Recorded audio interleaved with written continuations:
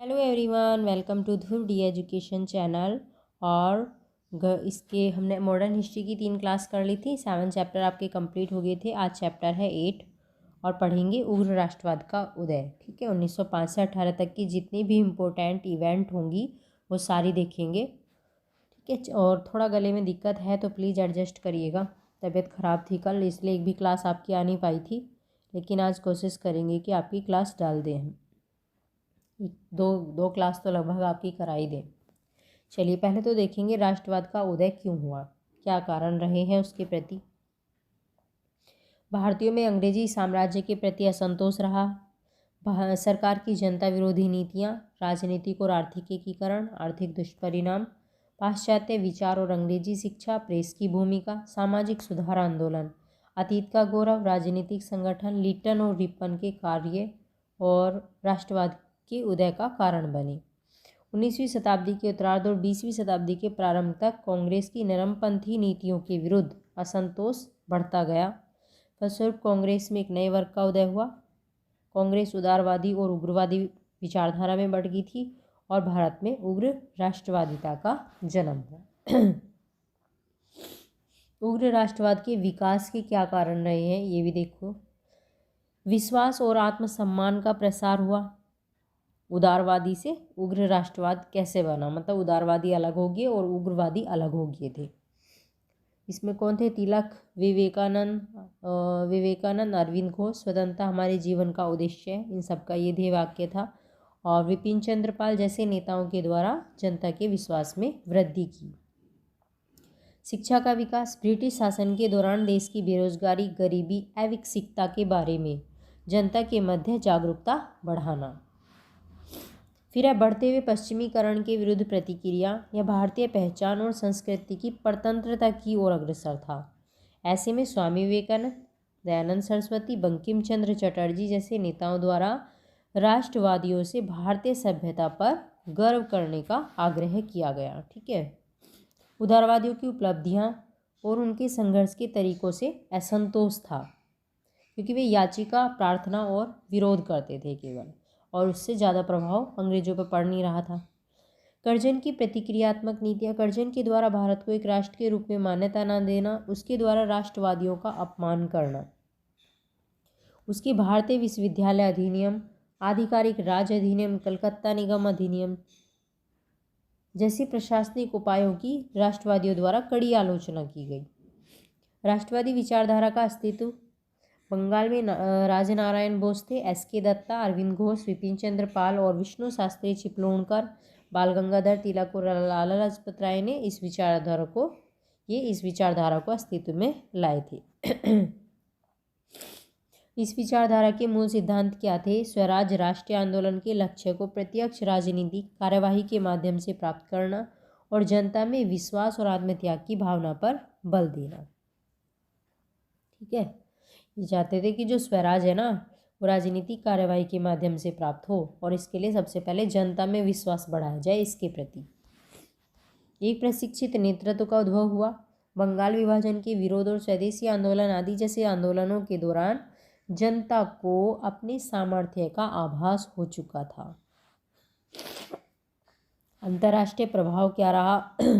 यूरोपीय अजेयता के मिथक का ध्वस्त हो गया। 1896 में इथोपिया द्वारा इटली जैसे कई यूरोपीय देशों की हार हुई और 1899-1902 में ब्रिटिशों को बोअर युद्ध से पीछे हटना पड़ा। 1905 जापान द्वारा रूस की हार हुई। इन सब का प्रभाव भारतीयों पर पड़ा। ब्रिटिश शासन के शोषणकारी स्वरूप की पहचान। 1896 व 1900 के दुर्भिक्ष मतलब भीषण अकाल पड़े। दक्कन में प्लेग फैल गया था। शिक्षा के प्रसार के दमन ने अंग्रेजों के आर्थिक शोषण को उजागर किया। ऐसे टाइम पे भी इन लोगों ने भारतीयों का शोषण किया। इस कारण भारतीयों को अपनी सरकार की आवश्यकता की महसूस हुई। राष्ट्रवादियों ने देखा कि ब्रिटिश भारतीयों पर कई प्रतिबंध लगा रहे हैं, और क्या क्या प्रतिबंध लगाए थे इन्होंने भारतीयों पे? ब्रिटिश अधिनियम, पॉलिसियाँ और उनका प्रभाव। इन्होंने नए नए अधिनियम बना दिए थे इंडियंस के लिए। 1892 का अधिनियम आया था और इसमें क्या कहा इन्होंने? यह राष्ट्रवादियों की प्रतिनिधि सरकार आदि मांगों को संतुष्ट करने में पूरी तरह विफल रहा। जो इनकी मांग थी ये पूरी नहीं हो सकी राष्ट्रवादियों की। 1857 धारा 24A के तहत नाथू भाइयों को बिना मुकदमा चलाए निर्वासित कर दिया और तिलक को देशद्रोह के लिए कैद कर लिया। दंड संहिता की धारा 124A के तहत भारत सरकार के प्रति घृणा या अवमानना फैलाने के प्रयास को देशद्रोह के रूप में परिभाषित किया गया। 1898 धारा 124A के तहत दमनकारी कानूनों को मजबूत किया गया। 1899 कलकत्ता निगम में भारतीय सदस्यों की संख्या कम कर दी गई।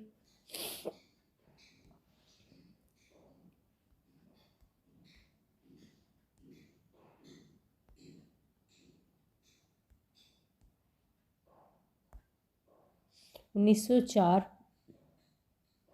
कार्यालय गोपनीयता कानून को अधिनियमित कर जब लॉर्ड कर्जन 1899 से 1905 तक भारत के वायसराय थे, इन्होंने प्रेस की स्वतंत्रता पे भी अंकुश लगा दिया था। 1904 भारतीय विश्वविद्यालय अधिनियम द्वारा विश्वविद्यालयों पर अधिक सरकारी नियंत्रण सुनिश्चित किया गया, जिसे उन्होंने राजनीतिक क्रांतिकारियों का निर्माण करने वाले कारखाने के रूप में वर्णित किया है। बंगाल का विभाजन हो गया 1905 में। किसने किया था ये? कर्जन ने। कर्जन ने भारत का वायसराय बनने के पश्चात लगातार साम्राज्यवादी नीतियों को लागू करने का प्रयास किया और उसका साम्राज्यवाद तभी सफल हो सका जब वह भारत के राष्ट्रवाद को खंडित करता। अतः उसने इसी उद्देश्य की पूर्ति के लिए बंगाल के भौगोलिक विस्तार को दर्शाते हुए उसे प्रशासनिक कार्यों नियंत्रण में अक्षम बताया। क्या कहा इसने? कि वो उसका ज़्यादा जो भौगोलिक क्षेत्र है ज़्यादा विस्तृत है और इसलिए हम इसको जो प्रशासनिक रूप से हम इस पर कार्य करने में असक्षम है। और इसी को आधार मान के कर्जन ने 1905 में बंगाल का विभाजन कर दिया था। विभाजन को शोक दिवस के रूप में मनाया गया और इसको रक्षा दिवस के रूप में भी मनाया गया। ठीक है, शोक दिवस तो सबको पता है, लेकिन रक्षा दिवस नहीं पता है, इसको भी देखना है। बंगाल का विभाजन दो आधार पे हुआ, भाषा के आधार पे और धर्म के आधार पे। भाषा के आधार पे बांग्ला बोलने वाले कितने थे? 1,70,00,000 थे और उड़िया हिंदी बोलने वाले कितने थे? 3,70,00,000। ऐसे धर्म के आधार पे हुआ, कुल जनसंख्या थी 5,40,00,000 और हिंदू जनसंख्या थी 4,20,00,000। परिणाम क्या हुए इसके? बंगाल विभाजन के क्या परिणाम हुए? राष्ट्रवाद का उदय हुआ, स्वदेशी आंदोलन का उद्भव हुआ, स्वराज की विचारधारा पनपी, क्रांतिकारी गतिविधियों की तीव्रता, मुस्लिम लीग का उदय हुआ।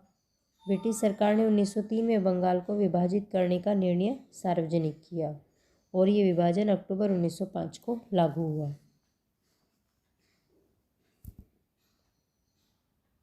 अंग्रेजों द्वारा दिए गए विभाजन का क्या कारण था? क्या कारण बताया था इन्होंने?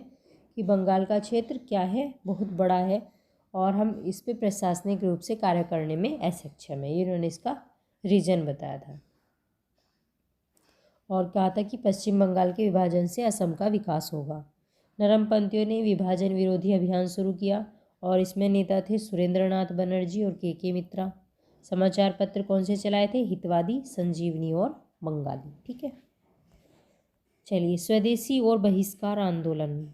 बंगाल विभाजन का विरोध करने के लिए यह एक जन आंदोलन था। बाद में यह जन आंदोलन देश के अन्य हिस्सों में भी फैल गया। स्वदेशी आंदोलन की औपचारिक घोषणा कब हुई थी? 7 अगस्त 1905 को इसकी घोषणा हुई थी कलकत्ता टाउन हॉल में। ठीक है, बहिष्कार प्रस्तावित होने के साथ विभाजन हुआ था 16 अक्टूबर 1905 को, लागू हो गया था ये और 16 अक्टूबर 1905 को ही शोक दिवस के रूप में मनाया गया। स्वदेशी आंदोलन के क्या कार्यक्रम थे? इसमें विदेशी वस्त्रों का और वस्तुओं का, अंग्रेजी शिक्षा का, इन सब का बहिष्कार करना था। आर्थिक और राजनीतिक आत्मनिर्भरता का प्रयास करना था। स्वदेशी उद्योगों को अपनाना था, जैसे कपड़ा हुआ, साबुन, माचिस, बैंक, चिकित्सा और रसायन, सारे उद्योगों को अपनाना था। और इनका परिणाम क्या था? अपने यहाँ के कारीगर और कृषकों को इससे रोजगार मिलता।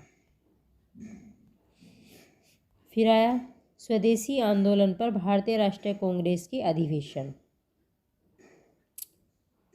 कहाँ हुआ? INC का अधिवेशन बनारस और इसकी अध्यक्षता करी थी गोपाल कृष्ण गोखले ने। ये स्वदेशी आंदोलन पे हुए थे और इसमें क्या कहा गया था, क्या उद्देश्य था इसका?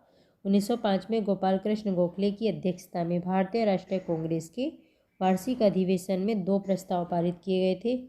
एक तो कर्जन की प्रतिक्रियावादी नीति और दूसरा था बंगाल विभाजन की आलोचना करना। बंगाल में बंग भंग विरोधी अभियान और स्वदेशी अभियान को समर्थन दिया गया। फिर था सूरत, रास बिहारी बोस के नेतृत्व में हुआ था ये। और अतिवादी चाहते थे कि 1907 में कांग्रेस का वार्षिक अधिवेशन नागपुर में आयोजित किया जाए और बाल गंगाधर तिलक और लाला लाजपत राय इसके अध्यक्ष बने। ये तो चाह रहे थे अतिवादी। दूसरी ओर उदारवादी क्या चाह रहे थे कि 1907 का अधिवेशन सूरत में हो और रास बिहारी बोस इसके अध्यक्ष बने और स्वदेशी बहिष्कार और राष्ट्रीय शिक्षा के प्रस्ताव को वापस लेने की जोरदार मांग की गई थी इसके अंदर। तो दोनों के अलग अलग वे थे मत। स्वदेशी आंदोलन के क्षेत्रों और नेतृत्वकर्ता पूना और बॉम्बे में कौन थे? बाल गंगाधर तिलक ने नेतृत्व किया था स्वदेशी आंदोलन का। पंजाब में किसने किया था? लाला लाजपत राय और अजीत सिंह ने। भगत सिंह के चाचा थे, अंकल थे, ठीक है।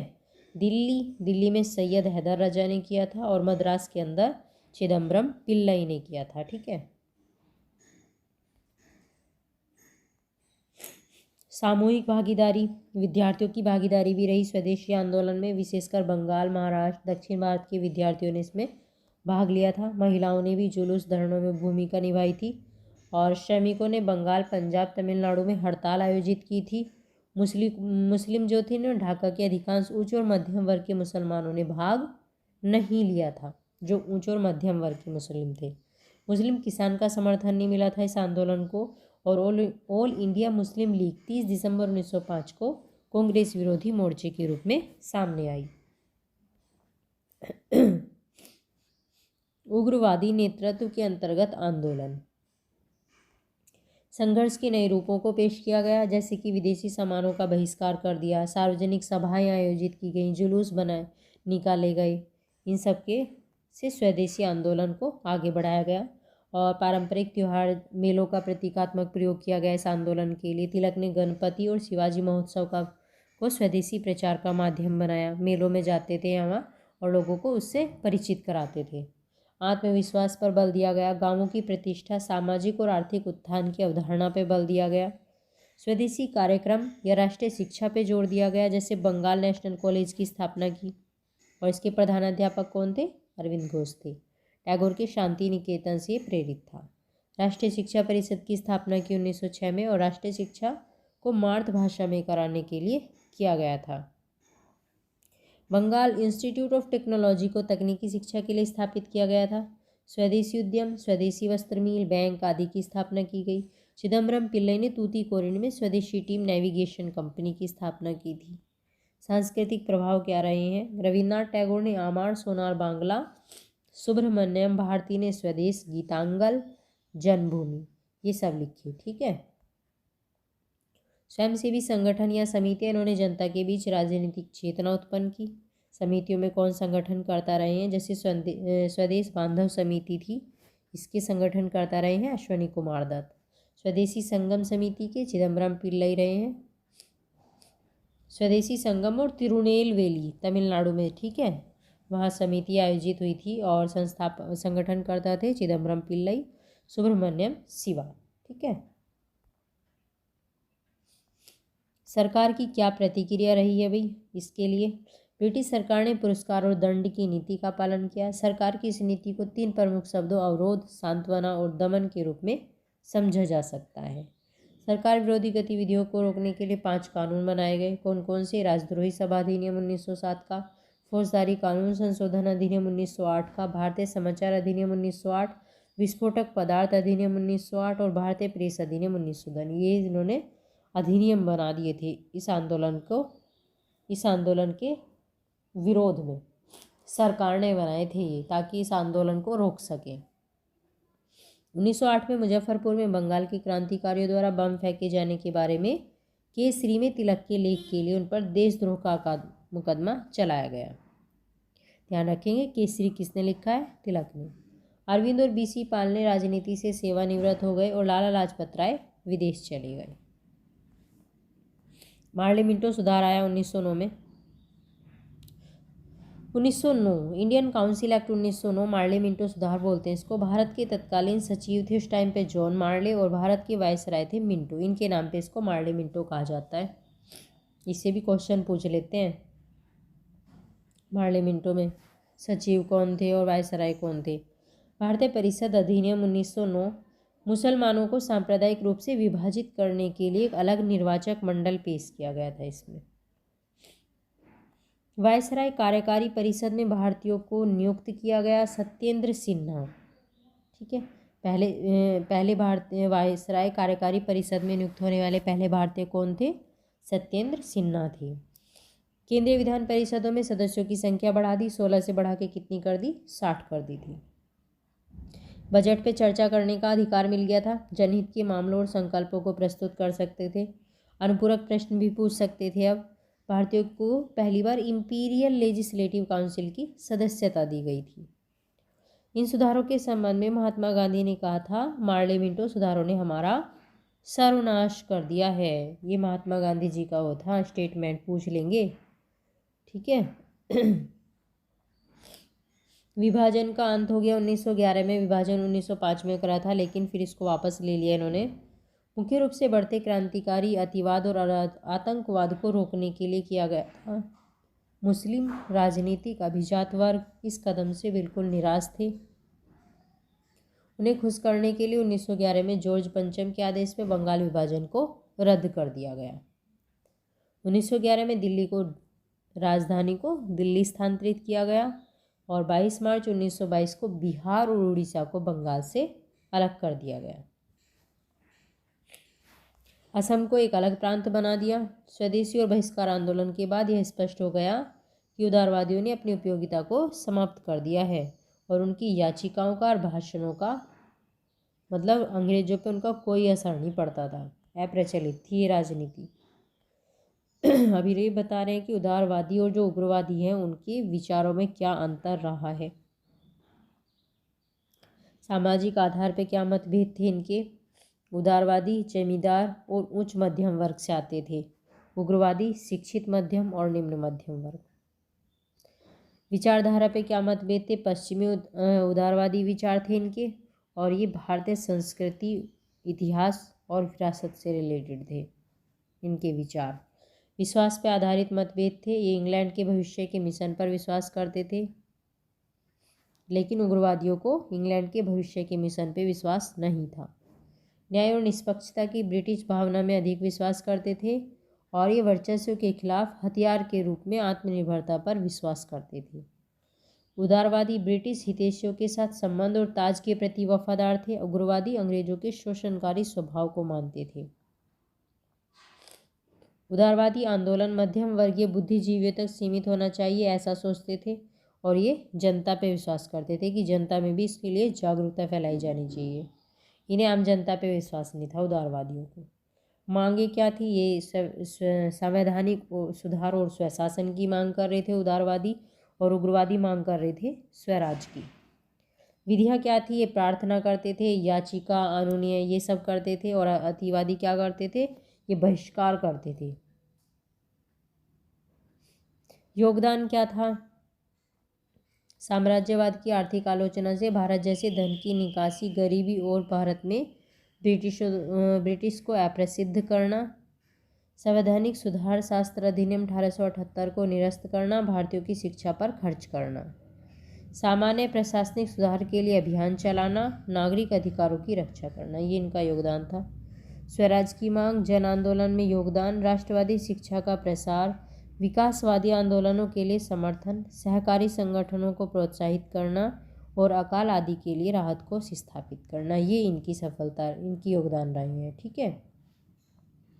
अब नेता कौन थे उदारवादियों में? ये थे एओ ह्यूम, W.C. बनर्जी, दादा भाई नौरोजी और गोपाल कृष्ण गोखले थे।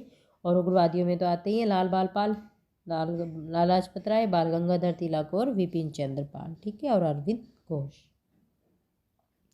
चैप्टर कंप्लीट हो गया। स्वदेशी आंदोलन से रिलेटेड चैप्टर था और आपका बंगाल विभाजन से रिलेटेड जो भी इंपॉर्टेंट फैक्ट थे सारे हो गए आपके कंप्लीट। नेक्स्ट चैप्टर क्रांतिकारी गतिविधियाँ 1907 से 1917 तक जो भी क्रांतिकारी गतिविधियाँ रहीं उनको देखेंगे। अब बाद में क्रांतिकारी आंदोलन 1902 से 1931 तक लगातार चलते रहे। यद्यपि भारत में इसका स्वरूप बहुत पहले से ही मौजूद था, परंतु बंगाल विभाजन के बाद इस आंदोलन ने गति पकड़ ली थी। अतः क्रांतिकारी तत्काल अपने कार्यों की प्रतिक्रिया चाहते थे। क्रांतिकारी आंदोलनों में अनेक संगठन थे, जैसे गदर आंदोलन था, इंडियन नेशनल आर्मी। इन सब के माध्यम से अंग्रेजों को भारत से बाहर भगाना था।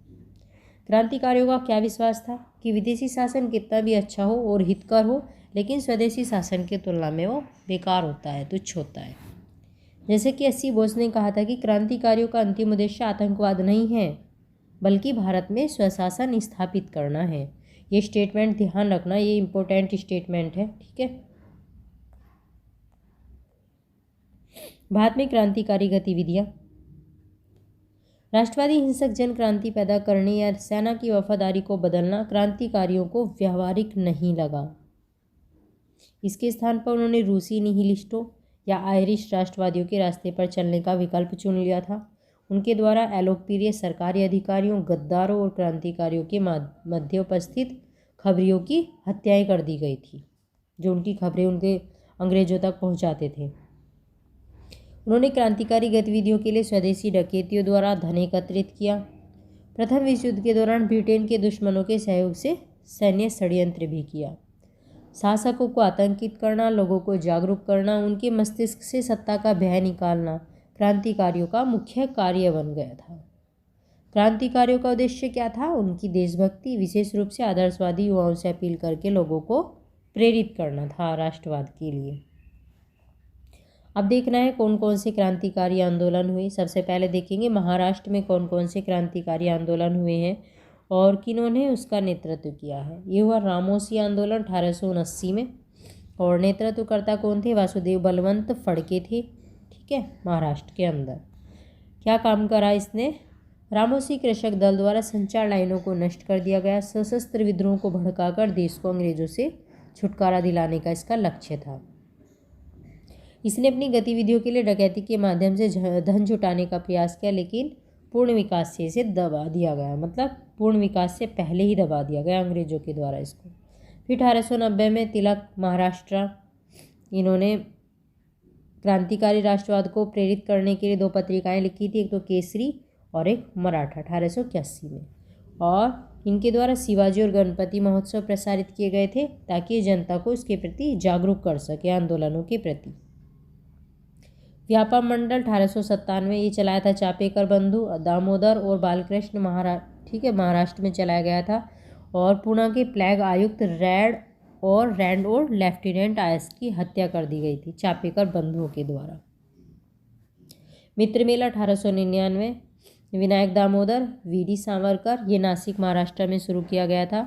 और मित्र मेला क्या थी? एक गुप्त संस्था थी जिसका अभिनव भारत मार्शनी की तरुण इटली की तर्ज पर के साथ विलय हो गया। अभिनव भारत के साथ इसका विलय हो गया था मित्र मेला को गठित किया गया। शीघ्र ही नासिक, पुणे और बॉम्बे में बम निर्माण के केंद्रों के रूप में उभरे। संस्थापक कौन थे? वीडी सावरकर। स्थापना हुई थी 1904 नासिक महाराष्ट्र के अंदर। गुप्त संगठन था और इसका वार्षिक सम्मेलन क्रांतिकारियों के द्वारा आयोजित होता था। अब आया बंग क्रांतिकारी आंदोलन। बंगाल में क्रांतिकारी, ये तो महाराष्ट्र में देखे थे, अब देखो बंगाल के अंदर। बंगाल में क्रांतिकारी आंदोलन का सूत्रपात भद्रलोक समाज में हुआ है, ठीक है, भद्रलोक समाज में हुआ था। अनुशीलन समिति की स्थापना करी गई 1902 में। संस्थापक कौन थे? ज्ञानेंद्र नाथ बसु थे, मिदनापुर से। पी मित्रा, कलकत्ता।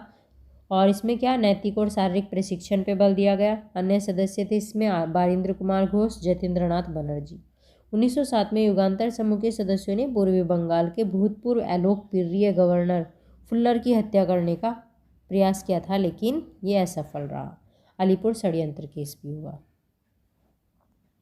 मुजफ्फरपुर कांड हुआ 1908 के अंदर। इसमें 30 अप्रैल 1908 में बिहार के मुजफ्फरपुर जिले के मजिस्ट्रेट किंग्सफोर्ड की गाड़ी पर बम फेंक दिया गया, लेकिन ये भी असफल रहा।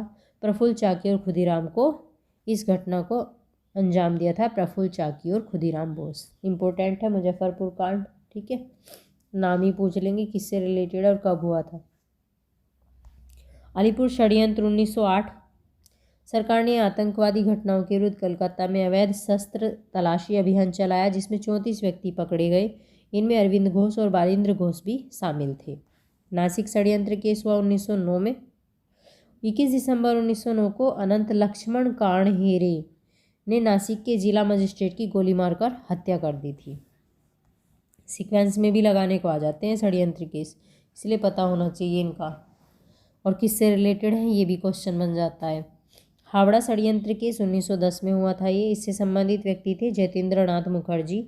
मुखर्जी को डिप्टी पुलिस सुपरिटेंडेंट शमशुल आलम की हत्या का उत्तरदायी ठहराया गया था और पश्चिमी अनुशीलन समिति का नेतृत्व जतेंद्र नाथ मुखर्जी, बाघा जतिन कहा जाता है इनको, के द्वारा किया गया था और ये युगांतर या जुगांतर के रूप में उभरी बाद में पश्चिमी अनुशीलन समिति। प्रथम विश्व युद्ध के दौरान युगांतर पार्टी ने विदेश में सहानुभूति रखने वाले और क्रांतिकारियों के माध्यम से जर्मन हथियार और गोला बारूद आयात करने की व्यवस्था की थी और जर्मन साजिश का एक हिस्सा जिम्मेर मैन योजना था। युगांतर पार्टियों ने डकैतियों की एक श्रृंखला के माध्यम से धन जुटाया, जिसे टैक्सी डकैती या नाव डकैती भी कहा जाता है, जिससे कि इंडो जर्मन षड्यंत्र को अंजाम दिया जा सके। ठीक है, इस केस की कुछ इम्पोर्टेंट फैक्ट हैं, इम्पोर्टेंट लाइन है जो ध्यान रखनी है। पंजाब में क्रांतिकारी, ये बंगाल के अंदर थी, पहले महाराष्ट्र के अंदर पढ़ी हमने, बंगाल के अंदर पढ़ लिया, अब है पंजाब के अंदर। लाला लाजपत राय ने पंजाब में क्रांतिकारी घटनाओं को बढ़ाने में योगदान दिया था। लाला लाजपत राय ने अपने पत्र पंजाबी के माध्यम से आम जनता को अपने शोषण और उत्पीड़न के विरुद्ध आवाज़ उठाने को प्रेरित किया। लाला लाजपत राय पंजाबी पत्रिका के नाम से संपादन किया इन्होंने और इनका आदर्श वाक्य क्या था? हर कीमत पर स्वयं के द्वारा सहायता। अजीत सिंह ने भारत माता के नाम से पत्र का संपादन किया था और लाहौर में अंजुमन ए मोहिस बान वतन इस संगठन की स्थापना करी थी। किसने? अजीत सिंह ने। पंजाब में अन्य नेता कौन कौन से थे? आगा हैदर, सैयद हैदर रजा, भाई परमानंद, कट्टरपंथी उर्दू कवि लालचंद फलक, सूफी अम्बा प्रसाद लालचंद, भाई परमानंद, लाला हरदयाल क्रांतिकारियों के रूप में उभरे। ये सब पंजाब में क्रांतिकारी थे। सरकार द्वारा 1907 में राजनीतिक सभा और समितियों पर प्रतिबंध लगा दिया गया। लाला लाजपत राय और अजीत सिंह को निर्वासित करने के पश्चात पंजाब में उग्रवाद जल्दी समाप्त हो गया, क्योंकि इनको ही दोनों को निर्वासित कर लिया था।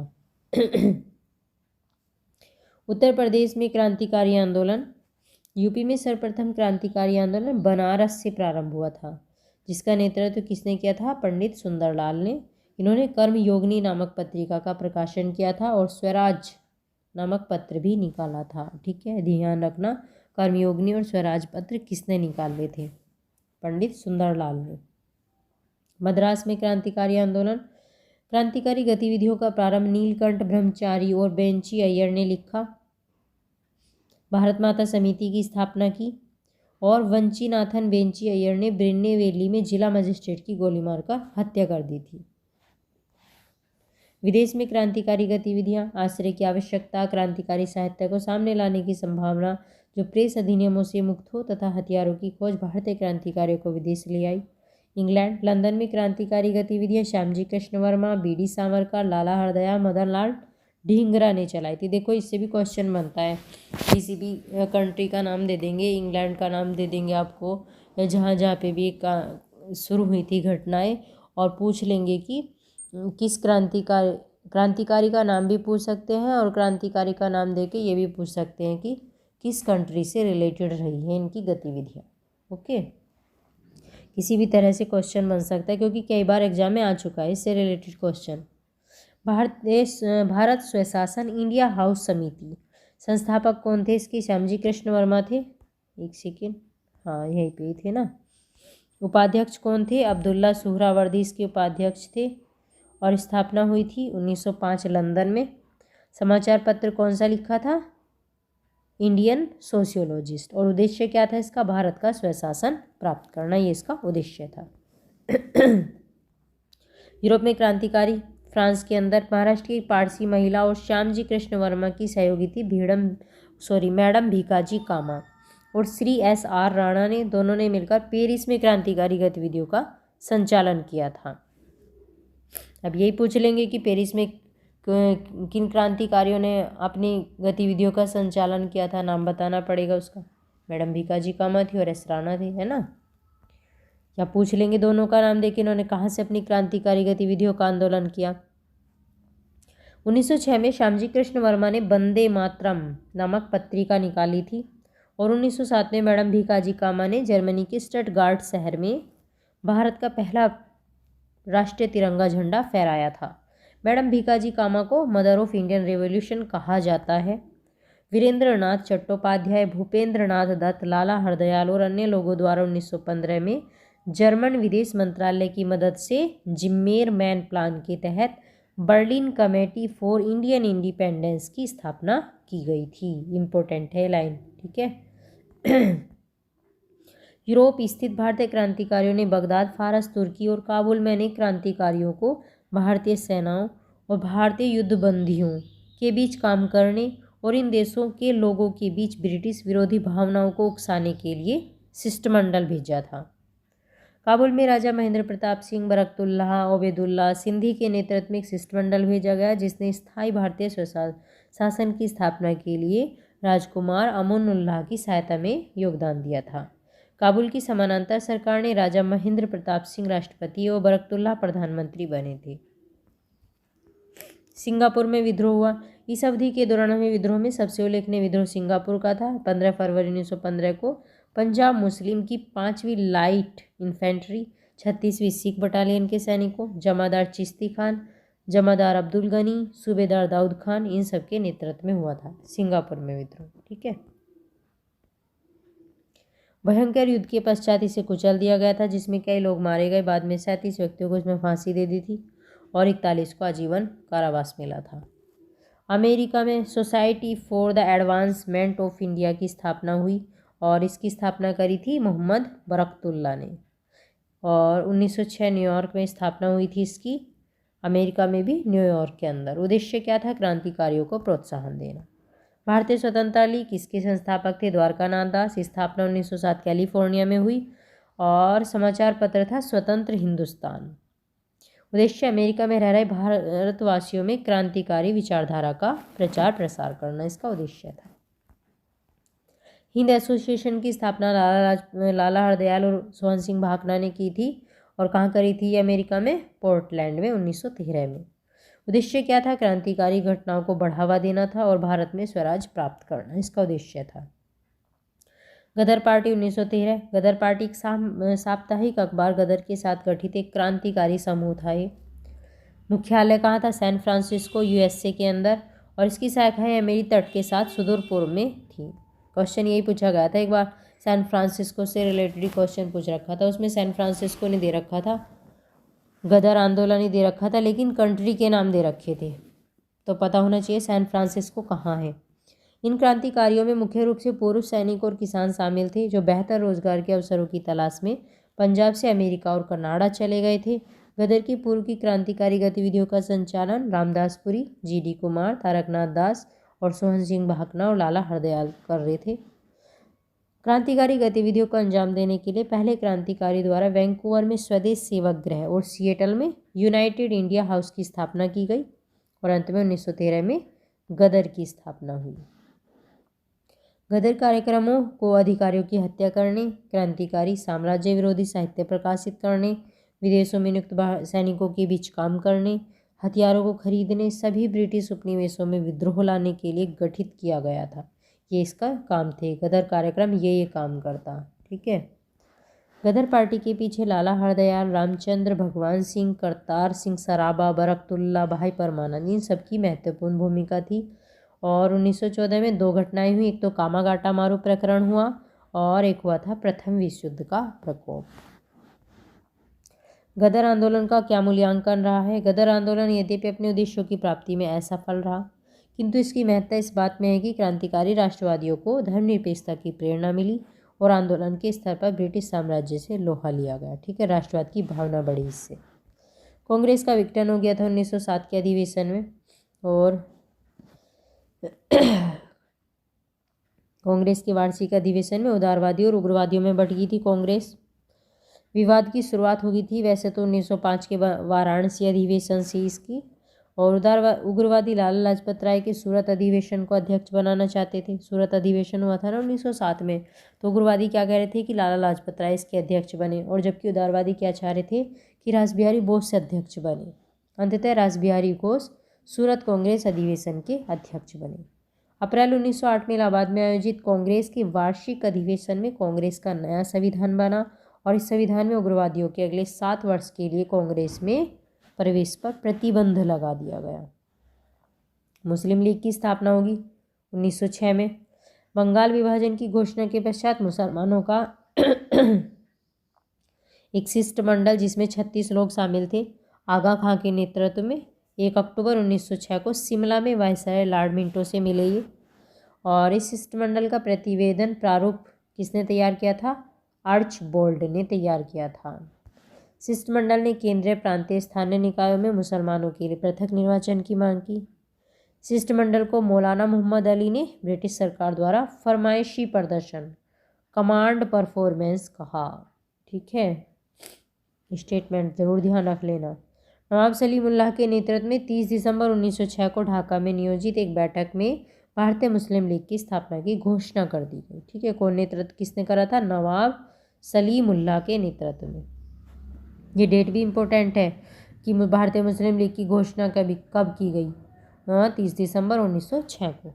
मुस्लिम लीग के प्रथम अध्यक्ष कौन बने? वकारुल मुल्क मुश्ताक हुसैन, ये इसके पहले अध्यक्ष थे। और 1908 में आगा खां को इसका स्थायी अध्यक्ष बना दिया गया। Important point. ठीक है। स्थापना का क्या उद्देश्य था भाई मुस्लिम लीग की? तो ये राजनीति, मुसलमानों के राजनीतिक अधिकारों की रक्षा करना इसका उद्देश्य था, और ब्रिटिश सरकार के प्रति मुसलमानों की निष्ठा को बढ़ावा देना। 1913 में जिन्ना ने लीग की सदस्यता ग्रहण कर ली थी। 1913 में लीग ने स्वशासन को राष्ट्रीय लक्ष्य घोषित किया था। लीग ने अपने प्रथम अधिवेशन हुआ था इनका कराची के अंदर। 1907 में संविधान बनाया। ध्यान रखना, लीग का पहला अधिवेशन कहाँ हुआ था? कराची के अंदर। लीग के संविधान, क्या संविधान था लीग का? द ग्रीन बुक का प्रारूप किसने तैयार किया था? मौलाना मोहम्मद अली जौहर ने तैयार किया था। ठीक है, इंपॉर्टेंट है ये नाम भी। अब हुआ कामागाटा मारू प्रकरण हुआ था ये, 1914 में हुआ था ये, 1514 लिख रखा है। कामागाटा मारू प्रकरण सिंगापुर से सिख और पंजाबी मुसलमानों को ले जाने वाला एक जलपोत, जिसे कनाडा में प्रवेश देने से मना कर दिया और भारत लौटने के लिए मजबूर किया गया। कामागाटा मारू जापानी जलियान का नाम था। ठीक है, और इसमें कौन थे? सिख थे और पंजाबी मुसलमान थे, और ये कनाडा जा रहे थे, लेकिन वहाँ पे इन्हें मना कर दिया था प्रवेश देने से। ब्रिटिश सरकार द्वारा कलकत्ता में अप्रवासियों को गिरफ्तार करने की कोशिश की ताकि उन्हें पंजाब भेजा जा सके। अप्रवासियों ने जाने से इनकार कर दिया। अंत एक मुठभेड़ हुई जिसमें 22 अप्रवासियों की मृत्यु हो गई।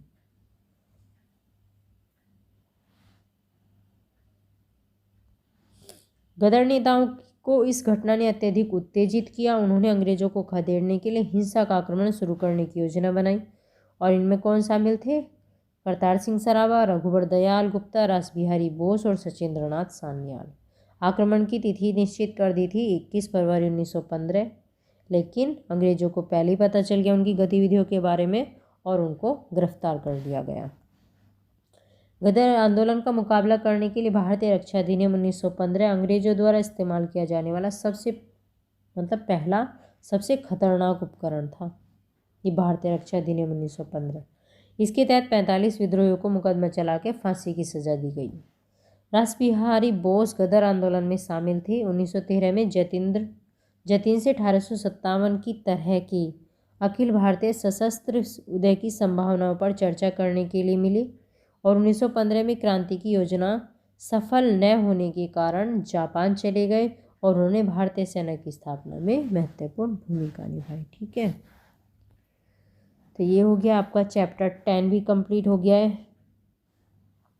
2 चैप्टर कंप्लीट हो गए हैं। दोनों चैप्टर में इम्पोर्टेंट फैक्ट थे आपके।